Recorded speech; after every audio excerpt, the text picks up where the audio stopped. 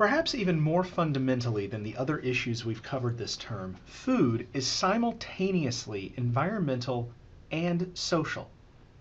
How is food about environment? Well, food resources are tied to our use of land and water. Without these things, we have no food. So how is food a social thing as well? One way we could think about this is how food is in many ways an expression of culture. It says something about who we are as a society, as a people. Even more practically, it's a way of bringing people together. Consider that nearly every major social event revolves around food in some way. But we could also think about food in terms of its delivery to us and how it reaches us. Most food involves numerous players to get it into our final consumer hands.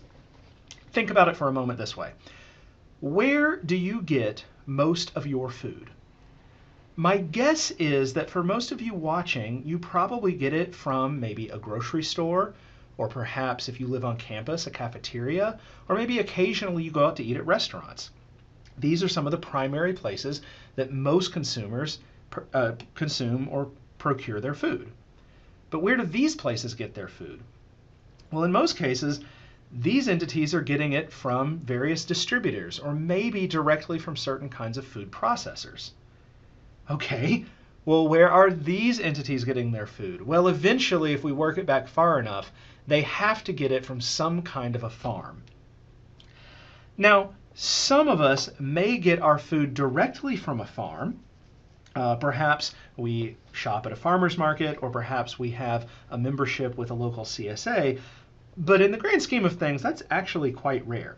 So we can see when we look at how food moves from its source of production to its final end consumption, it goes through many links in this chain: farms, distributors, retailers, and eventually consumers.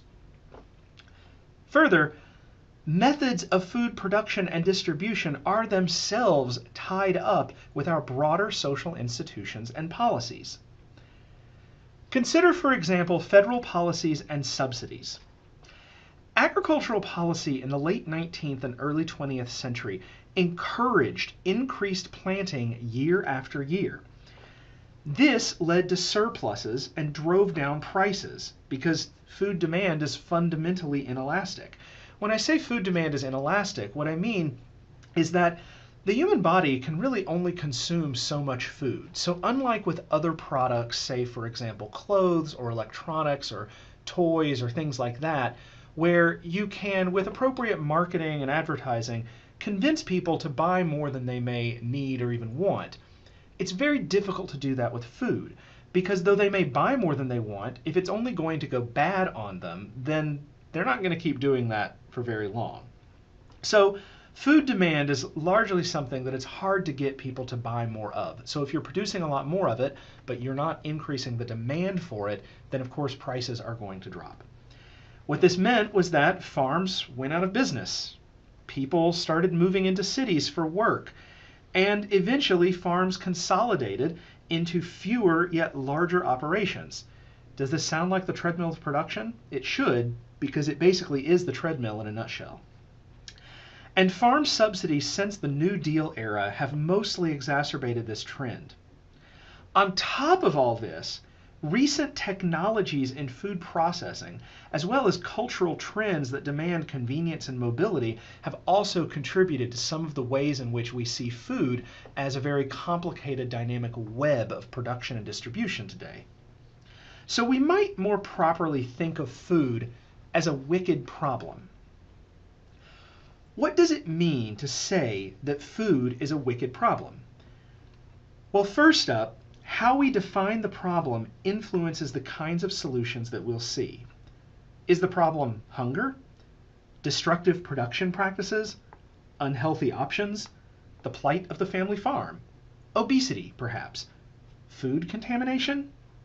Your book talks about the globalization and industrialization of our food supply, as well as increased corporate control, and the host of problems generated from these things.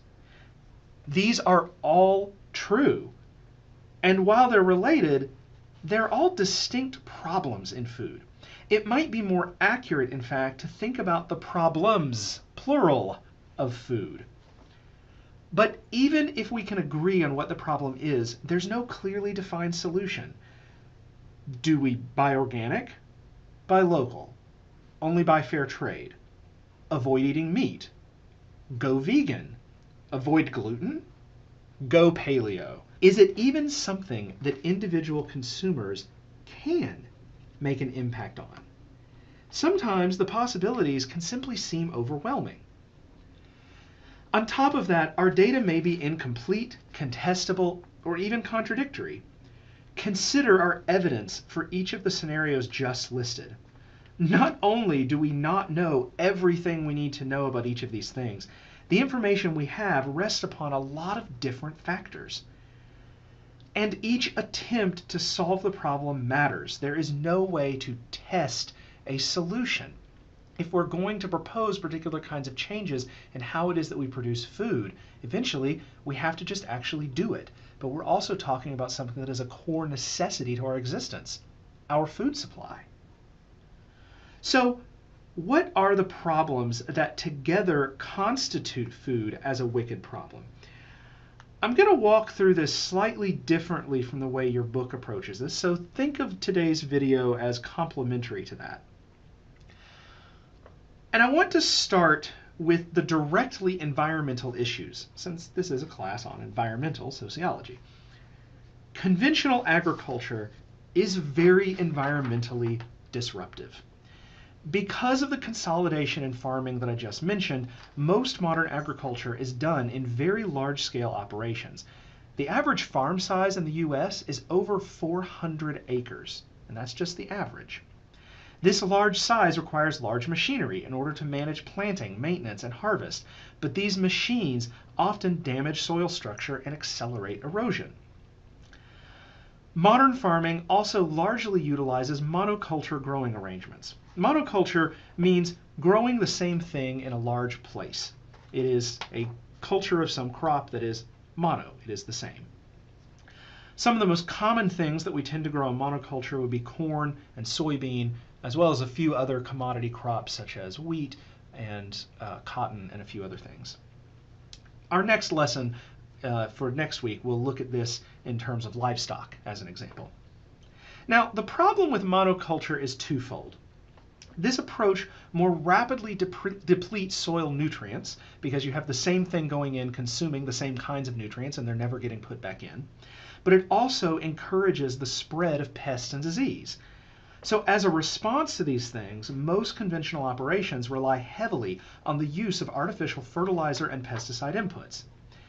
These inputs tend to be over-applied, and this can lead to water contamination and even pest resistance. Note that these also link to public health issues, and we'll get to public health issues in just a moment. Finally, the consolidation in modern agriculture leads to the need for long-distance transportation. This has impacts on both fuel consumption and possible climate effects. And there's also the problem of needing to store food so that it will stay fresh until arrival, which often means that these shipping supplies rely on energy-intensive refrigeration. Now, as just mentioned, there are also public health concerns. We've talked about health impacts from environmental problems already, but we can add a few more to this. Briefly, consider the wide-reaching food contamination scares of recent years. We've seen these in things like spinach, chicken, peanut butter, eggs, and a host of other items. Or consider CAFOs, concentrated animal feeding operations, which you will read about more in the next lesson for next week. CAFOs are a particular problem for public health because of the ways in which untreated waste is allowed to sit, which can breed disease and can contaminate water supplies.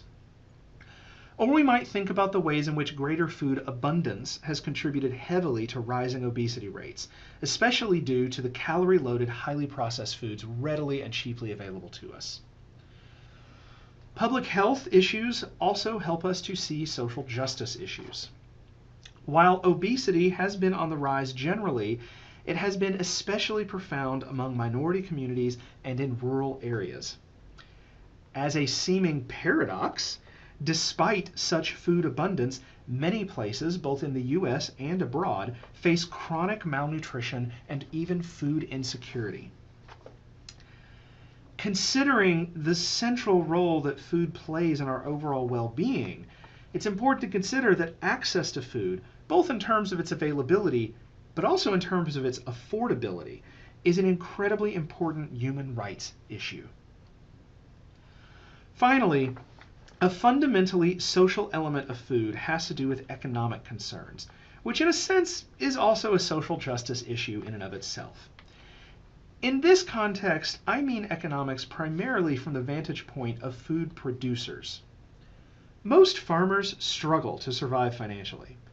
Farm incomes, they're typically fairly low, and many farming families often have to support themselves through off-farm income from at least one person in the household. Additionally, many farm workers, especially in livestock operations, work in poor conditions, often for low wages.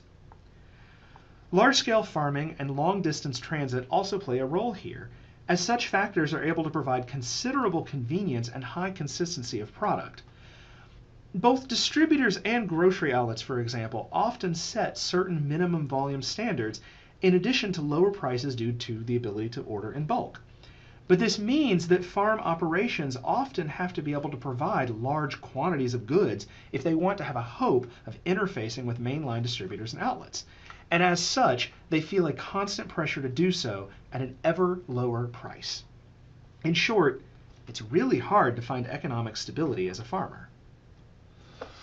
So in the face of all of these issues, how should we go about solving the problems of food?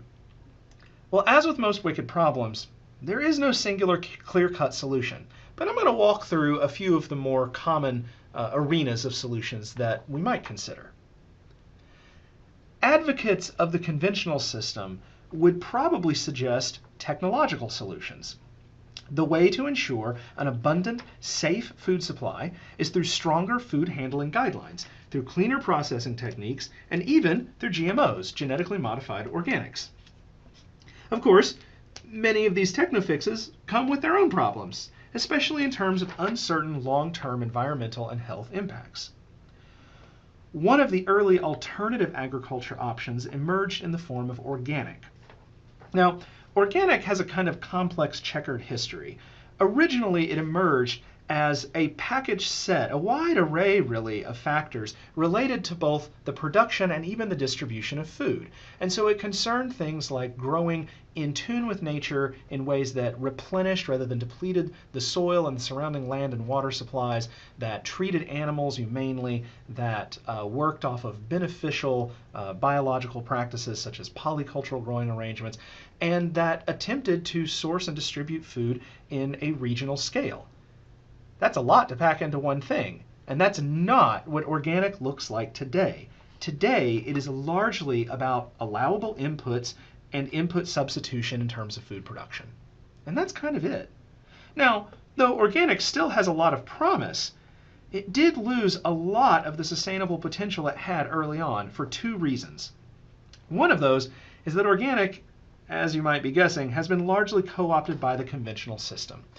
When organic first became popular, part of its popularity to food producers was that it was worth a little bit more. People were willing to pay a bit of a premium.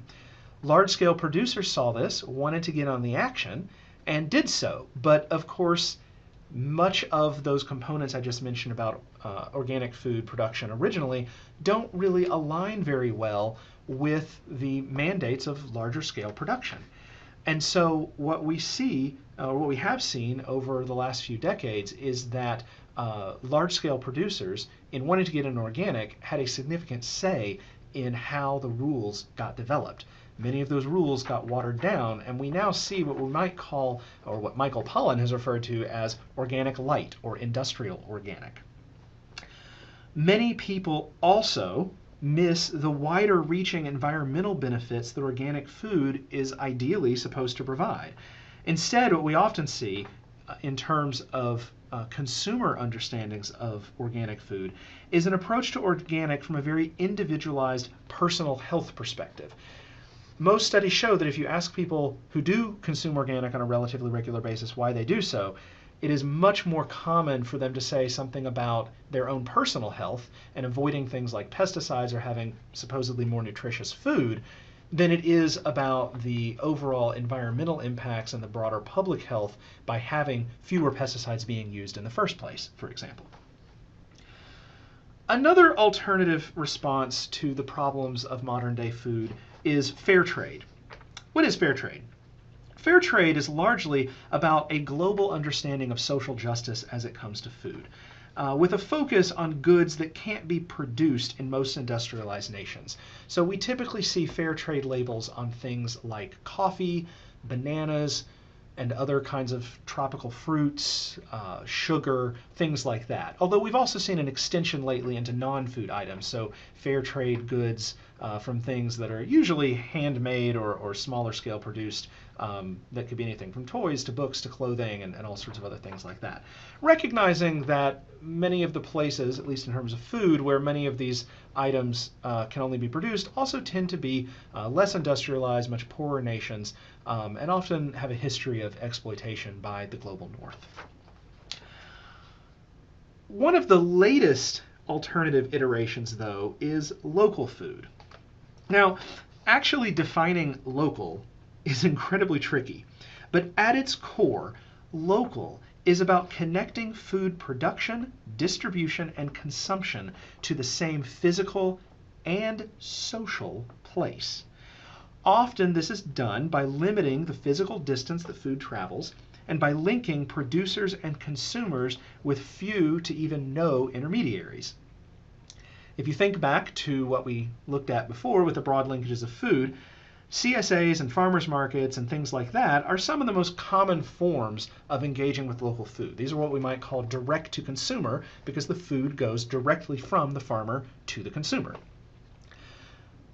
But we might also think about local food in terms of simply removing some of the links in the chain. So it doesn't mean it's necessarily a direct farm to consumer arrangement, but that we have very few intermediaries between the two.